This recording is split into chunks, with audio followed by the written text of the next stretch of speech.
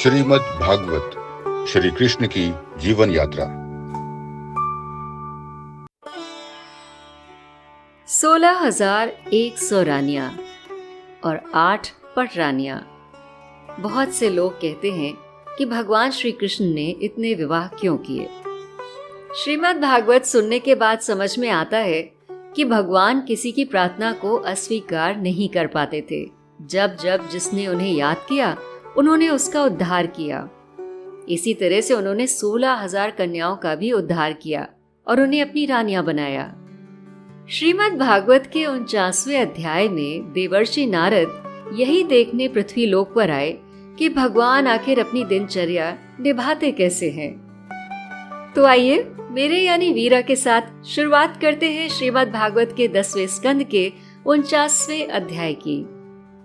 श्री सुखदेव जी ने कहा, हे परीक्षित, जब देवर्षि नारद ने सुना कि भगवान श्री कृष्ण ने नरकासुर यानी भौमासुर को मारकर अकेले ही हजारों राजकुमारियों के साथ विवाह कर लिया है, तो उनके दिल में ये इच्छा हुई कि क्यों ना मैं चलकर पृथ्वी देखूं तो सही कि भगवान रहते कैसे हैं।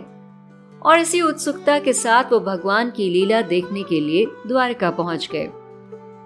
द्वारका पहुंच के उन्होंने देखा कि निर्मल जल के सरोवरों में नीले, लाल और सफेद रंग के कमल खिले हुए थे, जिनमें हंस और सारस कलरव कर रहे थे। द्वारका में स्फटिक मणि और चांदी के 9 लाख महल थे। वो फर्श में जड़ी हुई महामरकत मणि की प्रभा से जगमगा रहे थे और इनमें सोने और हीरों की अनेक सामग्रियां शोभायमान हो रही थी। महल तो महल, राजपथ, गलियां, चौराहे, बाजार, ये सब कुछ बहुत मनमोहक था। सभा भवन और देव मंदिर होने के कारण उनका सौंदर्य और भी ज्यादा सुंदर था।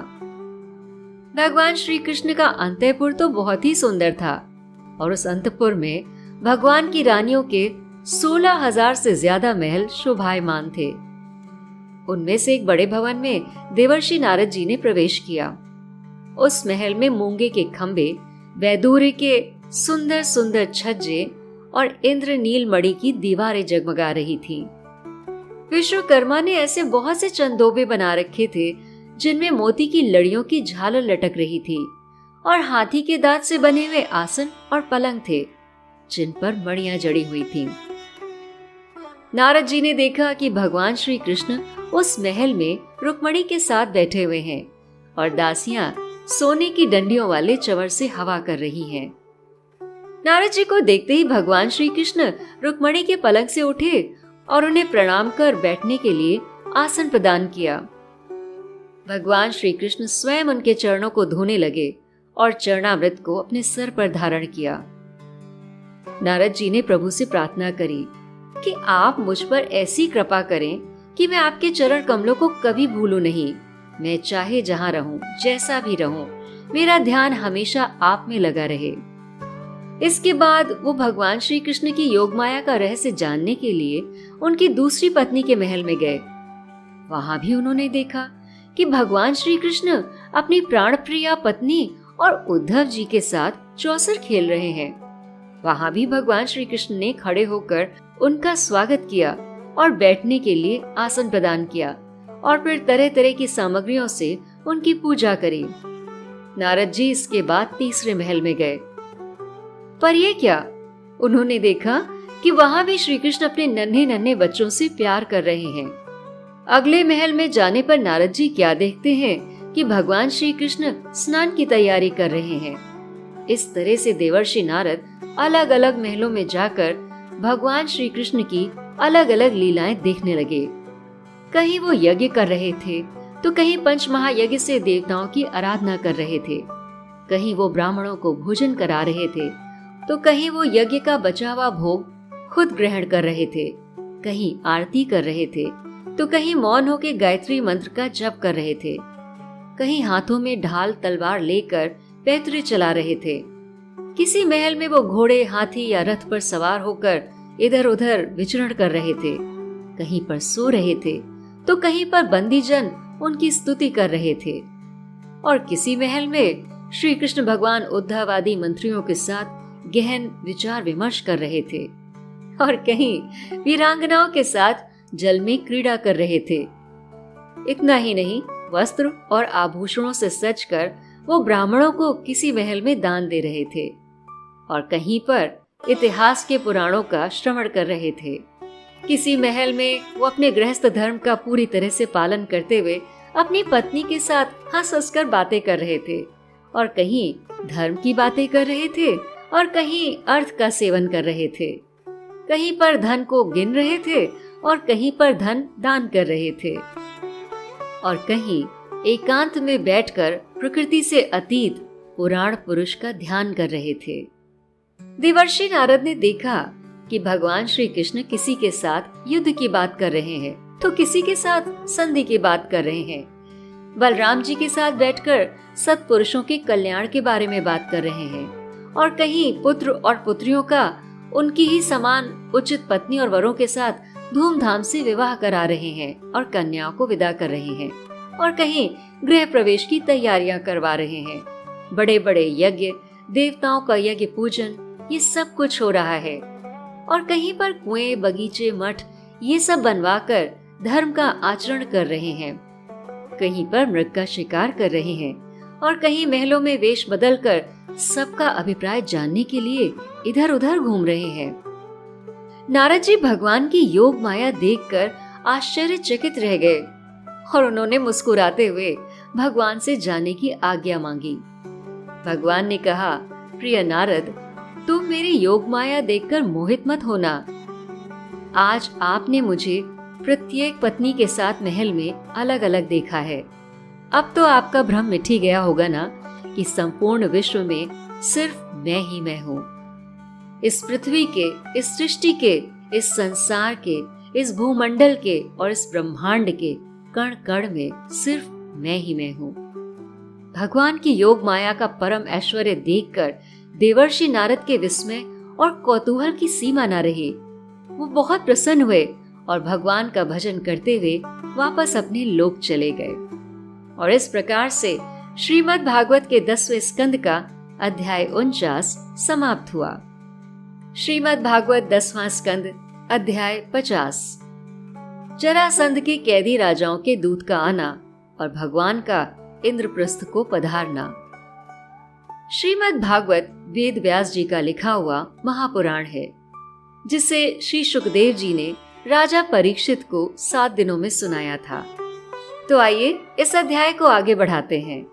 सुखदेव जी ने परीक्षित से कहा कि भगवान श्री कृष्ण दैनिक क्रियाओं को करके हर दिन सभी यदुवंशियों के साथ सुधर्मा नाम की सभा में प्रवेश करते थे और राजनीतिक बातों पर चर्चा किया करते थे। एक दिन की बात है कि उनकी सभा में एक नया मनुष्य आया। उसने भगवान श्री कृष्ण को नमस्कार किया और फिर उसने भगवान को बताया कि जरासंध के सामने जिन राजाओं ने दिग्विजय के समय सिर नहीं झुकाया था, उन्हें बलपूर्वक कैद कर लिया गया था। उनकी संख्या 20,000 थी। जरासंध के बंदी बनने का दुख उस मनुष्य ने वर्णन किया और कहा कि भगवान, ये सभी बंदी राजा आपसे प्रार्थना कर रहे हैं कि आप उन्हें मुक्त कराकर उनका कल्याण करें। राजाओं का दूत अभी निवेदन कर ही रहा था कि एक बार फिर से देवर्षि नारद वहां पधारे। भगवान श्री कृष्ण ने उठकर उनका स्वागत किया। कृष्ण भगवान ने नारद से पूछा कि युधिष्ठिर आदि पांडव इस वक्त क्या कर रहे हैं। तो नारद जी ने बताया कि राजा युधिष्ठिर श्रेष्ठ राजसूय यज्ञ के द्वारा आपकी प्राप्ति के लिए आपकी आराधना करना चाहते हैं। आप कृपा करके उनकी इस अभिलाषा को मान लीजिए। उस श्रेष्ठ यज्ञ में आपका दर्शन करने के लिए बड़े बड़े देवता और यशस्वी राजा एकत्र होने वाले हैं। तब सभा में बैठे हुए यदुवंशियों ने कहा कि राजसूय यज्ञ तो तभी पूर्ण हो सकता है जब 10 दिशाओं में विजय प्राप्त कर ली जाए। इस पर सहमत होकर ये तय किया गया कि भीमसेन अकेला द्वंद्व युद्ध करके जरासंध को हरा देगा। भीमसेन ब्राह्मण के वेश में उसके यहाँ पहुंचकर उसके साथ मल्लयुद्ध करने की प्रार्थना करने लगा।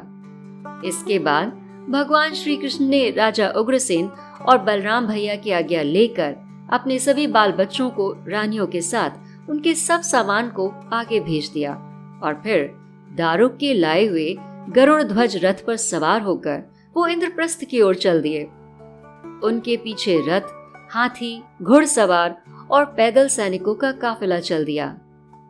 भगवान श्री कृष्ण ने जरासंध के बंदी राजाओं के दूत को आश्वासन देते हुए कहा कि तुम अपने राजाओं से जाकर कहो कि वो डरे नहीं, मैं जरासंध को अवश्य मरवा डालूंगा। जब महाराजा युधिष्ठिर को ये समाचार मिला कि भगवान श्री कृष्ण स्वयं इंद्रप्रस्थ आ रहे हैं, तो वो खुशी के मारे फूल उठे। उन्होंने अपने सभी आचार्यों और स्वजन और संबंधियों के साथ भगवान की अगवानी के लिए नगर के बाहर कदम रखा। युधिष्ठिर भगवान श्री कृष्ण को बार बार अपने हृदय से लगाने लगे और उसके बाद भीमसेन ने मुस्कुराकर श्री कृष्ण को गले से लगा लिया। नकुल, सहदेव और अर्जुन ने भी भगवान श्री कृष्ण का आलिंगन किया। इसके बाद भगवान श्री कृष्ण ने खांडव वन का दाह करवाकर अग्नि को तृप्त किया और मायासुर को उससे बचा लिया। उस मायासुर ने ही धर्मराज युधिष्ठिर के लिए भगवान श्री कृष्ण की आज्ञा से एक दिव्य सभा भवन को तैयार करवाया। इसी के साथ श्रीमद् भागवत के 10वें स्कंद का 50वां अध्याय समाप्त होता है। श्रीमद् भागवत भगवान श्री कृष्ण की जीवन यात्रा है। उनके जीने के तरीके से हम बहुत कुछ सीख सकते हैं। जहाँ पर भगवान राम मर्यादा पुरुषोत्तम राम कहे जाते थे, वहीं श्री कृष्ण अपनी बुद्धि का उपयोग करके मुश्किलों से बहुत आसानी से बच जाते थे। पर जहाँ पर उन्हें युद्ध करने की जरूरत होती थी, वो वहाँ पर पीछे नहीं हटते थे। जहाँ पर उन्हें मित्र बनकर सामने आना होता था, वो सामने आते थे। जहाँ उन्हें लगता था कि उनके पीछे हटने से काम ज्यादा अच्छे से बन जाएगा, तो वो पीछे भी हट जाते थे। दरअसल श्री कृष्ण भगवान कूटनीति में बहुत निपुण थे और इसीलिए श्रीमद् भागवत का अध्ययन करने के बाद आप भगवान श्री कृष्ण की जीवन यात्रा को बहुत अच्छे से समझ सकते हैं। मेरे साथ बोलिए, ओम नमो भगवते वासुदेवाय, ओम नमो भगवते वासुदेवाय, ओम नमो भगवते वासुदेवाय।